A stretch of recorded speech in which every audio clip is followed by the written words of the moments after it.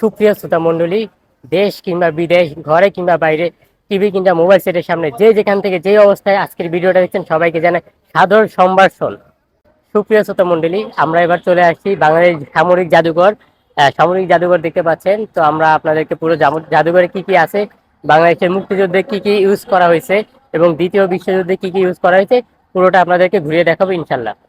তো দর্শকবৃন্দ, আপনারা এখন দেখতে পাচ্ছেন আমার পিছনে যুদ্ধ অবস্থায় সেনাবাহিনীরা কি অবস্থায় থাকে, সৈন্যরা কি পরিস্থিতিতে থাকে, সেটারই একটা প্রদর্শন করা হয়েছে আমার পিছনে।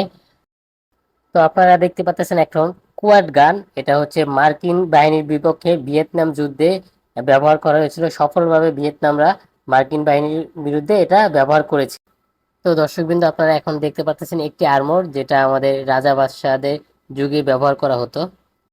দর্শকবৃন্দ, আপনারা এখন দেখতে পাচ্ছেন 12 রাউন্ডে আর্টারি গান, যেটা 1916 সালে স্কটল্যান্ডে তৈরি করা হয়।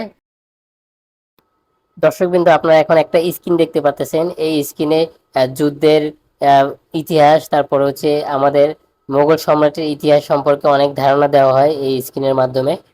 তো সুপ্রিয় দর্শকবৃন্দ, আমরা ওয়ার সিমেন্টের ভিতরে চলে আসছি, সামরিক জাদুঘরের ভিতরে। এখানে দেখতে পাচ্ছেন যে খুবই পুরানো অস্ত্র ব্যবহার করা হয়, যেগুলো ছুরি। অনেক আগের যুগে এই ছুরি ব্যবহার করা হতো যুদ্ধক্ষেত্রে। তো এখন তো আর এইসব আর্মর ব্যবহার করা হয় না, এখন সব অত্যাধুনিক আর্মর ব্যবহার করা হয়। তো এগুলো অনেক আগে যুদ্ধের সময় ব্যবহার করা হতো। তো এখন যেগুলো ব্যবহার করা হয় সেগুলো আপনাদেরকে দেখাবো ওই পাশে। তো আপনারা স্ক্রিনে দেখতে পাচ্ছেন যে অনেক রিভলভার, এই রিভলভার গুলো অনেক আগে ব্যবহার করা হতো। দ্বিতীয় বিশ্বযুদ্ধের আগে এই রিভলভার গুলো ব্যবহার করা হতো। আর এখন এইগুলো ব্যবহার করা হয় না, এখন আরো অত্যাধুনিক রিভলভার বের হয়েছে। তবে এই রিভলভার গুলো দেখতে খুবই সুন্দর। তো আমরা এখন দেখতে পাচ্ছেন এখানে আমাদের যুদ্ধের আগের ইতিহাস সহ যুদ্ধের কিছু ইতিহাস সম্পর্কে এখানে ধারণা দেওয়া হয়েছে ছোট করে লেখার মাধ্যমে। আর সুপ্রিয় দর্শক মন্ডলী, আপনারা এখন দেখতে পাচ্ছেন পিছনে একটা কামান, এটা হচ্ছে 8ম শতাব্দীর কামান। এগুলো হচ্ছে জমিদার আমলে আমাদের দেশে ব্যবহার করা হতো, এগুলো এখন ব্যবহার করা হয় না। তো এই কামানের ইতিহাস সম্পর্কে আপনারা এখন ধারণা নিতে পারেন এখান থেকে আপনি। তো দর্শকবৃন্দ, আপনারা এখন দেখতে পাচ্ছেন ব্যাটল অফ পলাশী, আমাদের যে পলাশী যুদ্ধ হয়েছিল সেটাই ছোট্ট করে একটা অংশের মধ্যে দেখানোর চেষ্টা করা হচ্ছে, কিভাবে সেই যুদ্ধটা উপস্থাপন হয়েছিল। তা আপনারা এখন দেখতে পাচ্ছেন বিজয় দুর্য, যেটা হচ্ছে,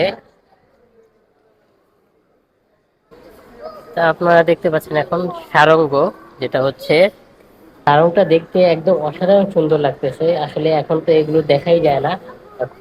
সুপ্রিয় দর্শকবৃন্দ, আপনারা এখন দেখতে পাচ্ছেন 3.7 ইঞ্চি হাউটজার কামান।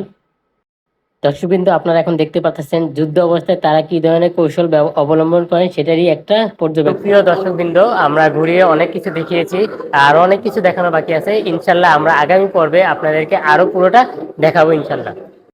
তো দর্শকবৃন্দ, আগামী পর্বে আরো অত্যাধুনিক সরঞ্জাম নিয়ে আপনাদের সামনে হাজির হব। সেই পর্যন্ত সবাই ভালো থাকবেন। ভিডিওটি ভালো লাগলে শেয়ার করে দিবেন।